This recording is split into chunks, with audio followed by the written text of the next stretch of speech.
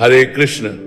आप सभी को कामदा एकादशी की बहुत सारी शुभकामनाएं। चैत्र मास के शुक्ल पक्ष में आने वाली कामदा एकादशी अपने नाम के अनुसार ही मनुष्य की साधक की हर प्रकार की कामनाओं की पूर्ति करती है।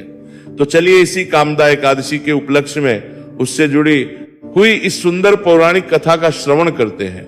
आइए आज की कामदा एकादशी व्रत कथा आरंभ करते हैं। कामदा एकादशी के महात्म्य का वर्णन हमें प्राप्त होता है जहां पर भगवान श्री कृष्ण और महाराज युधिष्ठिर के बीच एक सुंदर संवाद होता है। महाराज युधिष्ठिर ने भगवान श्री कृष्ण से पूछा, हे केशव, चैत्र मास के शुक्ल पक्ष में आने वाली एकादशी व्रत की विधि क्या है? संदर महाराज श्री कृष्ण की विधि क्या है और इसके लाभ की विस्तार से चर्चा कीजिए, उसका नाम क्या है? यह सुनकर भगवान श्री कृष्ण ने उत्तर दिया, हे मेरे प्रिय महाराज युधिष्ठिर, कृपया पुराणों में लिखित इस एकादशी के विषय में ध्यान पूर्वक सुनिए।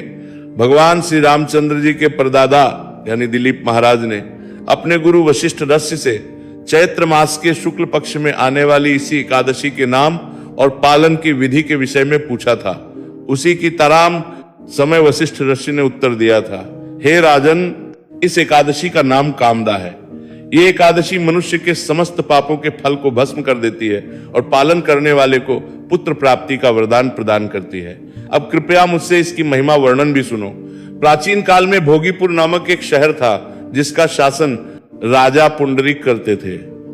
अनेक गंधर्व, किन्नर और अप्सराएं वहां निवास करती थी।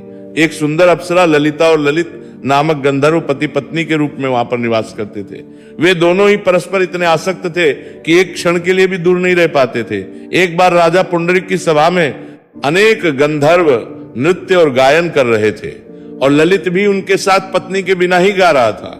अपनी पत्नी के विरह में ललित की ध्वनि, धुन, कदम या वचन विचलित हो गए। दर्शकों में करकुटक नामक एक नाग विराजमान था जो ललित के इस अव्यवस्थित प्रदर्शन का कारण समझ चुका था। उसने ईर्ष्यावश राजा पुंडरीक से ललित के इस व्यवहार की शिकायत कर दी। राजा अत्यंत क्रोधित हो गए और ललित को यह श्राप दे दिया कि हे पापी, हे मूर्ख, अपनी पत्नी के प्रति काम भाव से ग्रस्त होने के तुमने सभा में नृत्य और गायन में विसंगति उत्पन्न कर दी है, इसलिए मैं तुम्हें नरभक्षी राक्षस बनने का श्राप देता हूं। इस एक क्षण चले जाओ यहां से। राजा पुंडरीक का यह श्राप सुनने के बाद तत्क्षण ललित एक भयानक राक्षस में परिवर्तित हो गया। जब ललिता ने अपने पति का यह भयानक स्वरूप देखा तो वो अत्यंत दुखी हो गई। वो दिन रात यही चिंता करती रहती कि किस प्रकार उसकी वो सहायता कर सके।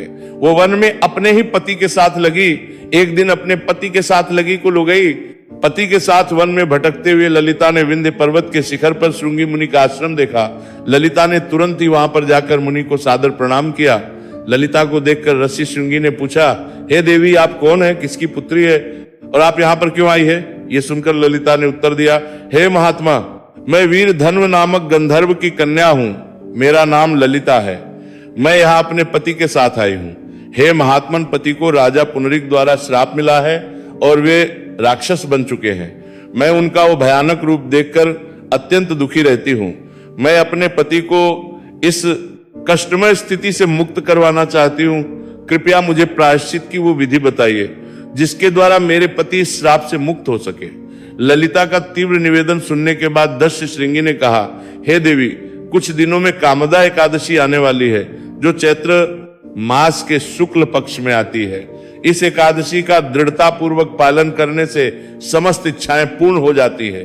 हे भद्र महिला, इस एकादशी व्रत का पालन करो। इसका पूर्ण फल अपने पति को अर्पित कर दो। इस फल से तुम्हारा पति तुरंत ही श्राप से मुक्त हो जाएगा।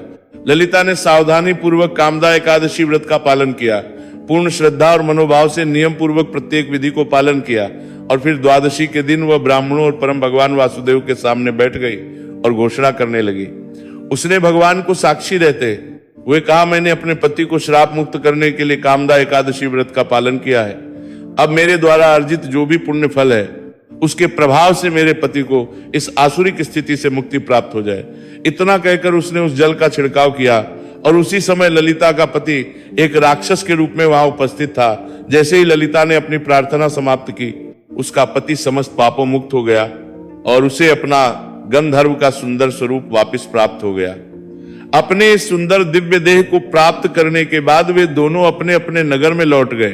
कथा का समापन करते हुए भगवान श्री कृष्ण ने महाराज युधिष्ठिर से कहा, हे राजन, जो भी इस कामदा एकादशी की महिमा का श्रवण भी कर लेता है, उसे भी अपनी पूर्ण क्षमता के साथ इसका पालन करना चाहिए, उसे भी अनंत गुना अधिक फल प्राप्त होता है।